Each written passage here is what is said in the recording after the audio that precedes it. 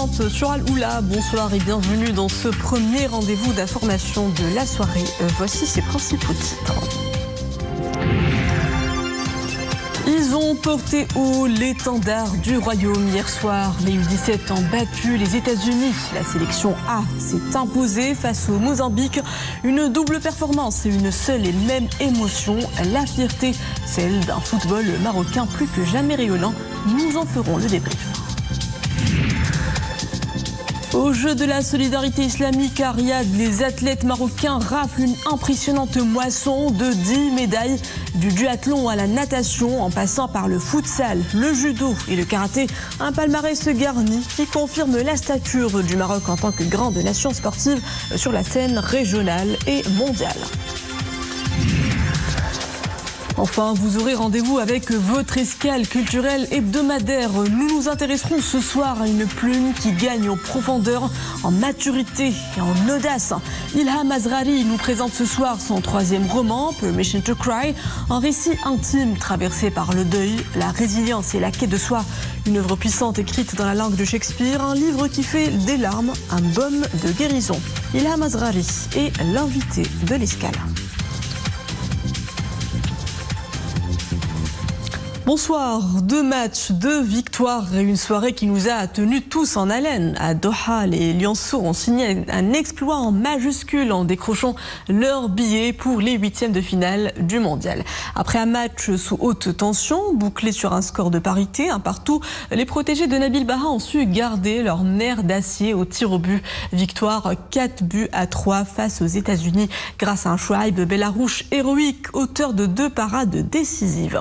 Et pendant que les U17 faisait vibrer les gradins qataris, l'équipe A confirmé son hégémonie sur la pelouse flambant neuve du grand stade de Tanger. 1-0 face au Mozambique en amical. C'est le 17e succès consécutif pour les Lions.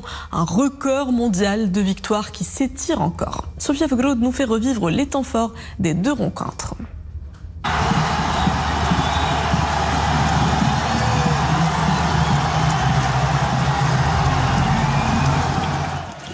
Sur la pelouse, comme sur les gradins, explosion de joie. Les Lionceaux viennent d'arracher une qualification pour les 8e de finale de la Coupe du Monde. Épilogue d'un match épuisant, serré. Malgré une entame timide, l'équipe nationale du Maroc, des moins de 17 ans, subit une pression américaine. Elle se matérialise à la 21e minute par un but de Jude Terry. Les Américains imposent alors un rythme soutenu, forçant les Lionceaux à défendre avec détermination. Le scénario change peu en seconde période, jusqu'aux derniers instants. À la 66e minute, Nahil Haddani arrive à faire trembler les filets américains, mais son but est annulé pour hors-jeu. Ce n'était que partie remise. À la 90e minute, la récompense tant attendue arrive. Abdallah Wazzan, porté par un bon travail collectif, réussit à égaliser.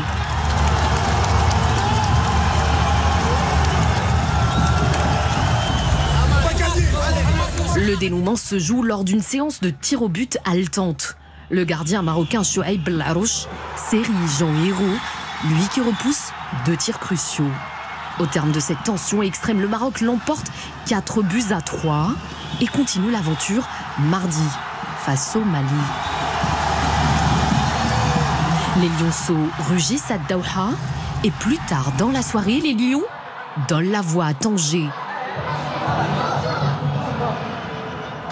Sur une pelouse flambant neuve et sous les yeux de quelques 61 000 spectateurs qui remplissaient le grand stade, les Lions de l'Atlas ont offert un spectacle parfaitement maîtrisé dans un match amical face au Mozambique. Le seul but de la rencontre est inscrit par le milieu de terrain Ezdin Ounahi à la 7e minute de jeu. Tout au long du match, le 11 national impose son tempo. Malgré de nombreuses occasions créées, notamment un pénalty obtenu à la 57e minute, mais non converti, les Lions ne réussissent pas à doubler la mise. Certains moments de flottement défensif inquiètent, mais sans atteindre les cages de Yassine Bounou. En conférence de presse, le sélectionneur national Walid Regragui se montre plus séduit par le contenu du match que par le score. L'idée, c'est que pendant ces matchs amicaux, qu'on puisse voir plusieurs joueurs, plusieurs systèmes, plusieurs aussi options. Voilà, on sait que sur un match, quand on doit vraiment aller encore marquer, même si on menait au score, j'avais vraiment envie qu'on aille marquer le deuxième but, d'avoir un joueur de la tête qui est omniprésent comme Youssef et un joueur comme Hamza qui de la gauche peut rentrer à l'intérieur pour libérer le couloir. Mais comme je l'ai dit, ça va dépendre aussi de l'adversaire. Ce qui est bien, c'est que j'ai beaucoup d'armes, beaucoup de différents styles de joueurs, même si au milieu ils peuvent se ressembler des fois. Mais voilà, de voir les associations, de voir les combinaisons Bin et Home pour voir un peu ce qui peut nous arriver à la CAN. Une CAN qui s'ouvre dans quelques semaines. D'ici là, les Lions de l'Atlas auront une ultime escale pour ajuster les derniers détails. Ce sera mardi prochain, lors de leur seconde rencontre amicale face à l'Ouganda, toujours au Grand Stade de Tanger. Et on en fait le débrief tout de suite en direct depuis Casablanca avec notre invité Nassim El Kerf. Bonsoir, vous êtes journaliste sportif, directeur de rédaction de The Ten. Les cœurs des Marocains ont battu à l'unisson chaque minute de ce match U17 qui nous a retenus en haleine jusqu'au dernier coup de sifflet. Après cette qualification arrachée face aux États-Unis, que nous dit réellement ce match du caractère et du potentiel de cette génération U17 avant le prochain stop du 18 novembre face au Mali? Écoutez, cette victoire déjà elle vient dans la continuité de ce qui est arrivé avant. Aujourd'hui, on ne se contente plus d'aller chercher quelques petites places honorables, on va dire, comme on a eu l'habitude de faire pendant si longtemps. Maintenant, on veut aller au bout de toutes les compétitions. C'est du caractère, c'est de l'aura du vainqueur. Et c'est un caractère qu'on est en train de développer au niveau de toutes les catégories. Les U17 montrent hier qu'ils vont pas se contenter du minimum, loin de là. Après une grande défaite et une grosse désillusion contre le Portugal 6-0, ils reviennent pour gagner par 7-0, qui est une victoire déjà historique. Le score en dit long sur le caractère et la volonté de ces joueurs-là. Et puis vient ce match de la confirmation contre les États-Unis, il faut le rappeler, perçu comme favori par plusieurs spécialistes pour cette compétition. Exactement, ils ont déjà 2-3 joueurs qui jouent avec les équipes des grands, avec les seniors dans leurs équipes respectives en MLS. Donc c'était du costaud devant, on a tenu, même si on a encaissé très tôt, on a tenu comme on dit jusqu'au bout et on y a cru. Et sur un coup de génie de Wazan, on revient pour aller chercher ces pénaltys-là, où Belaroche encore une fois montre qu'il fait partie des meilleurs de sa génération, surtout quand il s'agit de l'exercice des tirs au but. Puis cet autre rendez-vous qui a fait la soirée footballistique hier soir, Maroc-Mozambique, disputé au Grand Stade de Tanger, avec l'avantage du terrain et ce 17e succès contre le Mozambique. Peut-on considérer le Maroc comme étant le grand favori de la prochaine CAN? Quelles sont vos attentes pour ce tournoi à domicile? Écoutez, favori, on l'est par défaut. On accueille ce tournoi avec probablement l'une des plus belles générations qu'a connu les Lions de l'Atlas. Je parle en termes de qualité de joueurs et de noms qui sont présents sur la pelouse et sur la liste de Walid Regragui. Même quand il y a des petites absences, on voit quand il y a une grande absence, comme celle de Hakimi, on voit un super joueur comme Nosel Mazraoui qui prend le relais. Donc là, niveau effectif, on est favori par défaut. Maintenant, est-ce que le statut de favori nous va bien? L'histoire nous prouve que non. Donc nous, faut qu'on y aille avec comme le dit très bien le sélectionneur, faut qu'on garde les pieds sur terre et qu'on continue à travailler, parce que même si on gagne, il y a beaucoup de lacunes. Il y a des choses à corriger d'ici là. Les supporters marocains l'ont vu. Walid Regragui l'a vu lui aussi. Il s'en cache pas, même en conférence de presse. Il faut encore beaucoup de travail. Et ce qu'on peut espérer, c'est que cette équipe plutôt grandisse au fil de la compétition. Là, on est à quasiment un mois du début de la CAN. Tout le monde nous voit comme favori naturel parce qu'on a les stats on a les joueurs pour, comme j'ai dit. Mais maintenant, c'est à nous de le prouver une fois que le tournoi commence, que cette équipe va grandir au fil des matchs, au fil des victoires. Parce qu'on en a vu des favoris qui vont pas jusqu'au bout. Et après, on a vu d'autres favoris, d'autres équipes qui n'étaient pas favorites sur le papier aller jusqu'au bout de cette CAN. La CAN, c'est très particulier. Ça ne réussit pas beaucoup à travers l'histoire, mais je pense que cette fois-ci, c'est la bonne, Charles. Des lacunes à réparer, mais la dynamique victorieuse semble être bien installée. Que révèlent ces performances sur la stratégie globale du football marocain? Le Maroc est-il en train de confirmer sa stature de grande nation sportive? Comme j'ai dit au début de mon intervention, aujourd'hui, c'est des résultats qui s'inscrivent dans la continuité. C'est très important, pas avoir des flashs de bons résultats après disparaître. Comme je l'ai toujours dit, en 2005, on avait fait une demi-finale de Coupe du Monde avec les moins de 20 ans, U20. Et après, cette génération a disparu. On a connu des années plutôt noires au niveau du football national. Aujourd'hui, quand il y a exploit, il y a suite derrière. Donc, il y a une stratégie bien planifiée, bien posée, bien réfléchie aussi.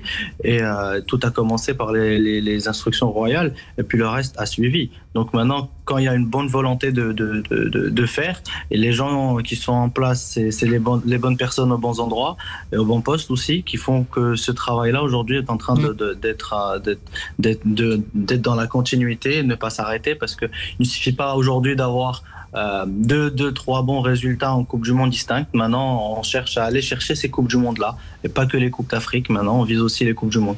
Mais pour commencer, maintenant, on a une Coupe d'Afrique qui arrive à la maison. Celle qui nous réussit pas trop, on l'attend depuis 50 ans. Et je pense que ce titre-là va vraiment nous confirmer tout ce travail-là, parce que si on n'y arrive pas, ça serait vraiment dommage. Une dynamique de victoire donc à confirmer déjà mardi pour le prochain match amical, et puis dans quelques semaines à la CAN qui s'ouvrira à domicile. Je vous remercie Nassim El Kerf, journaliste sportif, directeur de la rédaction de The 10, d'avoir été parmi nous. Je rappelle que vous étiez en direct avec nous depuis Casablanca.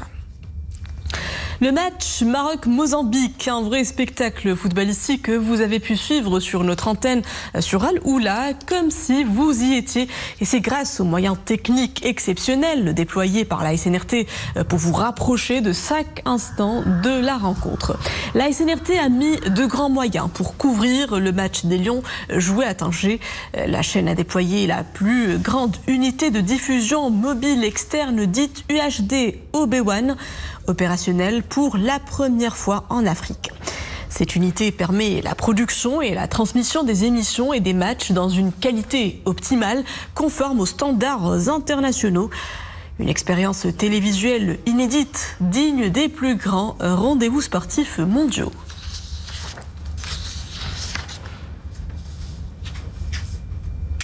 Les supporters d'Afrique et d'ailleurs souhaitant faire le déplacement vers le Royaume pour assister au match de la CAN, sachez que la 3e phase de vente des billets a démarré aujourd'hui, 15 novembre.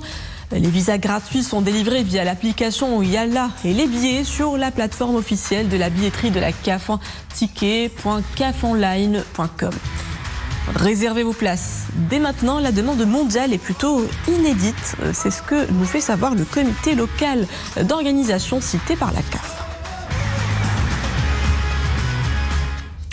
Il n'y a pas que nos footballeurs qui pulvérisent les records. Nos athlètes repoussent à leur tour les limites sur la piste. Cette fois-ci, cela se passe à Riyad, où le Marocain Mohamed Nemsi a offert au pays sa 4e médaille d'or au duathlon aux Jeux de la solidarité islamique. Nemsi a décroché le métal précieux après avoir réalisé un chrono de 57 minutes, soit 58 secondes 2 centièmes devant les Turcs Enes Kizilcik, 2e, et Gültkin Er, qui a remporté le bronze. 3 épreuves sont au programme de cette compétition, à savoir une course à pied, un concours de cyclisme, puis une autre course à pied. Et ce n'est pas tout. La victoire de Mohamed Nemsi porte à 10 la moisson de médailles du Maroc. 4 en or, 2 en argent et 4 en bronze. Le Maroc pointe provisoirement à la 11e place au tableau des médailles. Dans le reste du palmarès, on retrouve Hamza Rachid qui a glané le métal précieux en Muay Thai. La même compétition a été remportée chez les dames par la Marocaine Keltoum Akhlouf, elle aussi médaillée d'or. Quant à Youssef Assoui, qui a remporté le bronze dans la même discipline. Puis en natation, la Marocaine Iman Rouda El Baroudi a remporté la médaille d'or du 50 brasses. Son compatriote Ahmed Yassine Fliou a remporté la médaille de bronze de la même épreuve.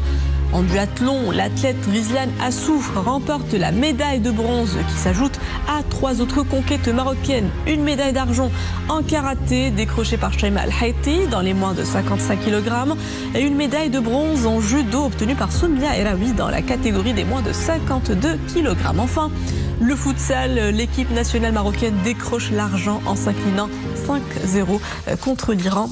C'était en finale. Parlons santé à présent et cette annonce du comité régional de l'OMS pour la Méditerranée orientale qui reconnaît officiellement le Maroc comme pays maîtrisant l'hépatite B. Selon le ministère de la Santé et de la Protection sociale, cette reconnaissance est le couronnement des efforts déployés par le Royaume dans la lutte contre les maladies à caractère épidémique. Elle représente un jalon important rapprochant le Maroc de son objectif stratégique consistant à éliminer définitivement l'hépatite B en tant que problème de santé publique.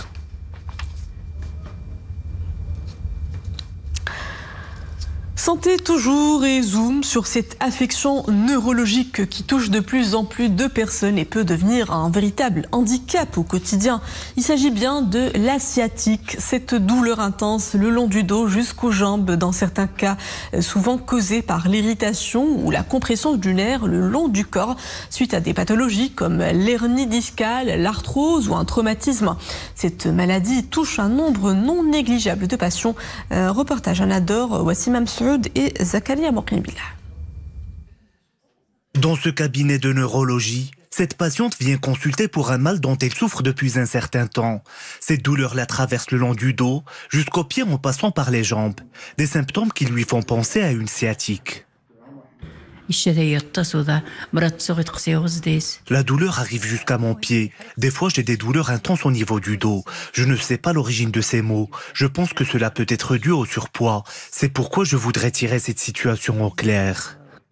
La sciatique est principalement causée par une compression ou une irritation du nerf sciatique, le plus souvent due à une hernie discale. Cette situation se produit suite à la forte pression sur les nerfs du dessous de la colonne vertébrale. Dans d'autres cas, cette affection peut être imputée à l'arthrose lombaire ou à d'autres causes.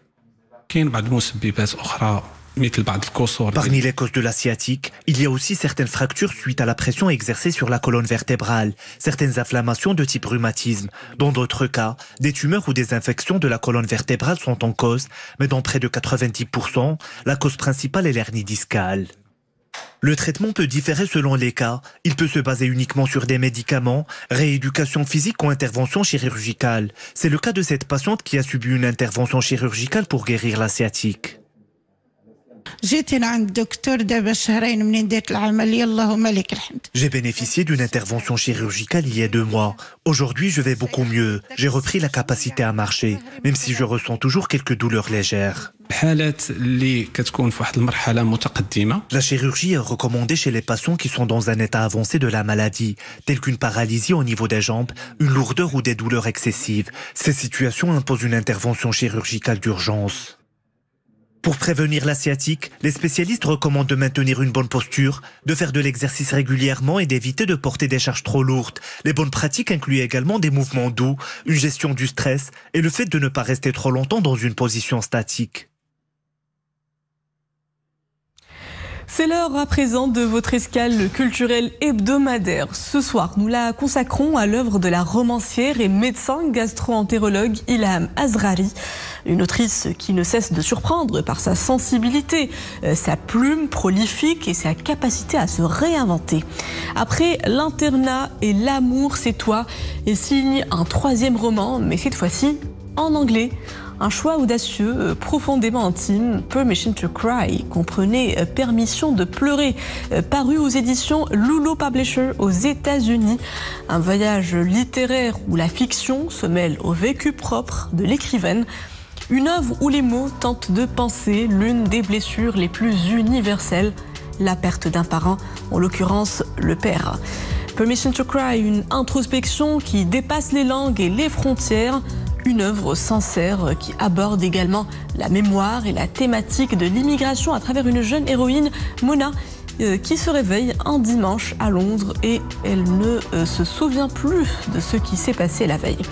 Une chose est sûre, ce roman-là semble marquer un tournant dans la trajectoire de l'écrivaine.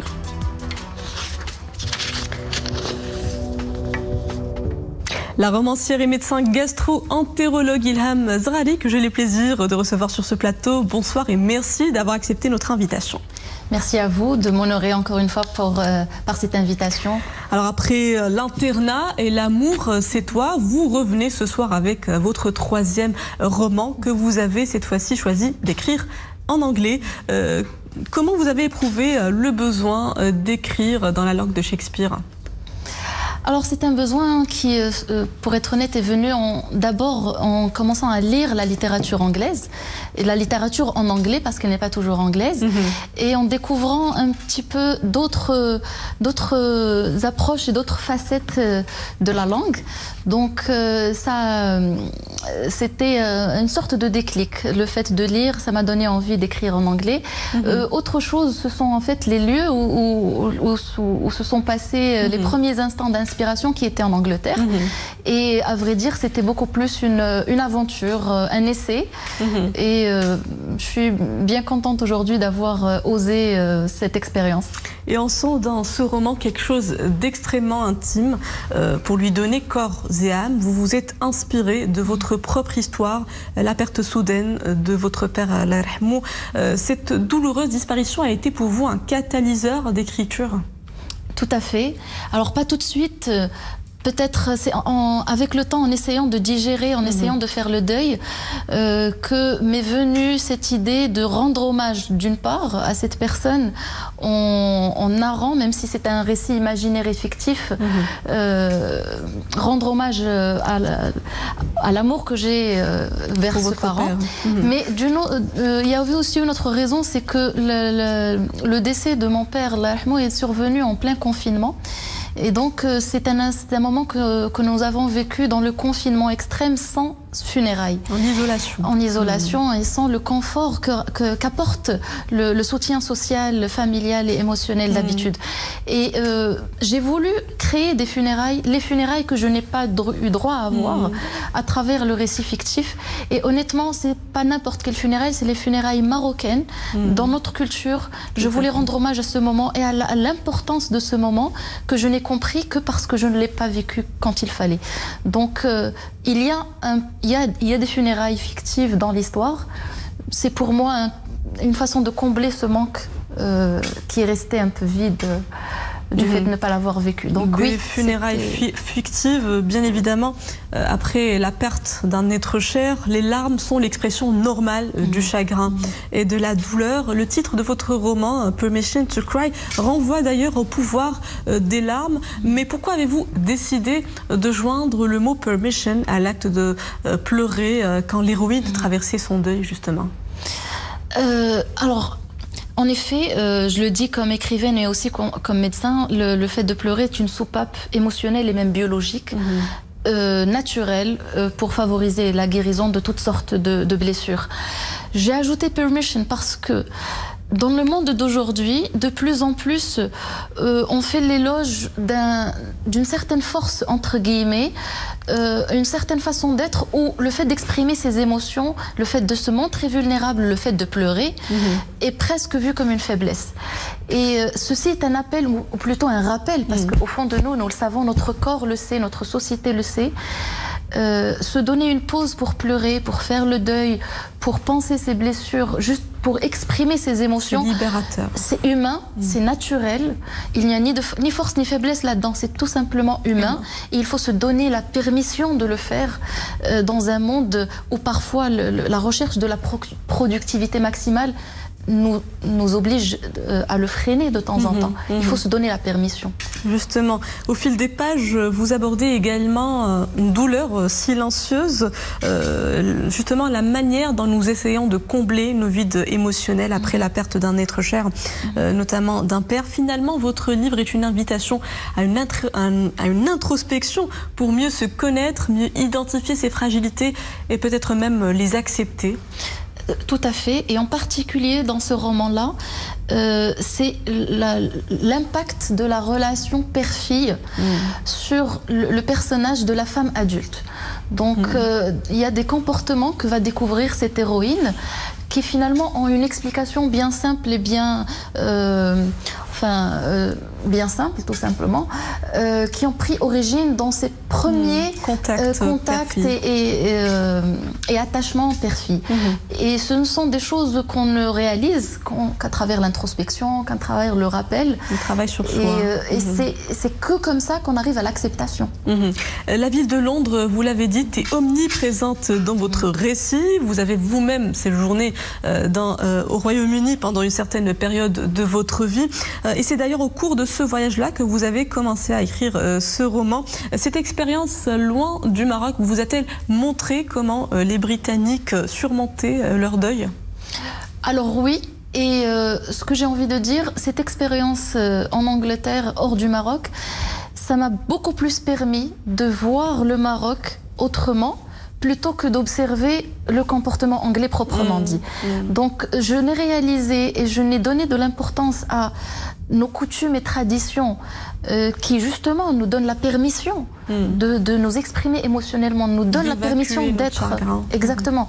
Nous donne cet espace, cet environnement où on peut se soutenir d'une façon physique. Je n'ai vu l'importance de cela que lorsque j'étais dans un environnement un peu plus froid, on va dire, un environnement qui encourage à freiner ces élans émotionnels au profit de plus d'efficacité. Donc, je vais dire, pour résumer, mon séjour à Londres, enfin au Royaume-Uni en général, m'a permis de voir le Maroc avec d'autres yeux, plus qu'il ne m'a permis d'explorer l'Angleterre en soi. Justement, votre voyage à Londres était à l'origine de votre choix d'écrire en anglais? Oui. Alors là, tout à fait, parce que c'est là où j'ai appris à lire en anglais, c'est là où j'ai découvert mon amour de cette langue, tout simplement. Et c'est là où j'ai osé, parce que j'ai vu que en fréquentant les personnes autour de moi, en faisant des recherches, enfin, en procédant à la vie de tous les jours, c'est une langue où je trouvais une sorte d'aise, une force de facilité. Et c'est à ce moment-là que je me suis dit pourquoi pas. J'aime écrire, j'aime l'anglais, donc voilà, on peut faire les deux. En quoi l'écriture romanesque en anglais est-elle différente de l'écriture en français ou en arabe? Alors il y a une grande différence que j'ai notée, c'est le direct en fait qui est un peu plus fluide. Même si on parle d'émotion, même si on parle d'introspection, mais il y a une façon moins moins lente d'arriver à s'exprimer. Les mots sont plus directs, plus précisément choisis, plus justes, peut-être même scientifiques, on va dire. Et c'est quelque chose qui m'a beaucoup plu, parce que il y avait besoin de moins de mots pour dire la même chose. Voilà. Écrire en anglais, c'est aussi s'ouvrir à un plus large lectorat.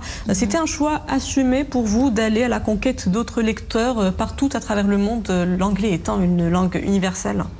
Oui, ma passion pour l'écriture, j'ai tellement envie de la partager que je ne veux pas qu'elle soit restreinte géographiquement ou par une langue quelconque. Et aussi ma culture marocaine, mes souvenirs marocains, ça aussi j'avais envie de le partager avec un public autre, un lectorat plutôt autre. Et donc j'espère qu'à travers ce récit, à travers le choix de la langue, je puisse transmettre certaines choses de ma culture, de ma langue, de mes souvenirs d'enfance, à un lectorat qui n'a pas d'autre moyen d'y accéder. On espère qu'il trouvera un large écho chez le plus grand nombre de lecteurs, ce qui nous amène à l'issue de cet échange. Je vous remercie, Ilham Azrari, médecin gastro-entérologue et romancière, de nous avoir plongé dans ce récit intime. C'est gentil, merci. Et avant de vous quitter, un coup d'œil sur les couleurs du ciel. Retenez cette alerte météo. Des averses orageuses localement fortes sont attendues ce week-end dans le nord du royaume, notamment à Mdirkfneder, Chefchaouen, Fahsenjra, Larache, Tanger, Assela et Tétouan. Des provinces placées en vigilance orange où il tombera entre 30 et 50 mm. Gardez vos parapluies à portée de main. Et voilà tout pour ce journal. Merci à vous de l'avoir suivi. Le retour de l'info, c'est à 20h30. Excellente suite des programmes à tous sur Al-Oula. Et voilà.